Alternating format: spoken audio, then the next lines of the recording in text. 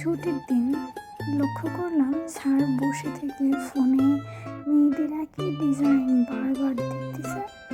তো উনি জানেন তার ওয়াইফের ধৈর্য শক্তি কম, কিছু বলতে পারছে না।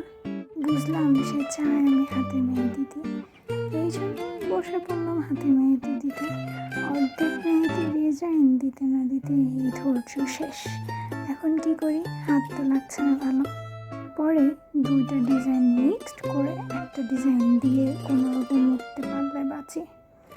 ওকে বললাম, আর তো ধৈর্যে কুলায় না স্যার, একটু আমার হাতে মেহেদি মেহেদি দিয়ে দেওয়া যায় না? বললো, দাও কটন দিয়ে তাহলে দিয়ে দিই। উনি আমার দিতে গিয়ে আঙ্গুলগুলো দিল নষ্ট করে। এই বুক ভরা বেদনা নিয়ে লাস্ট লুক আর কি করব।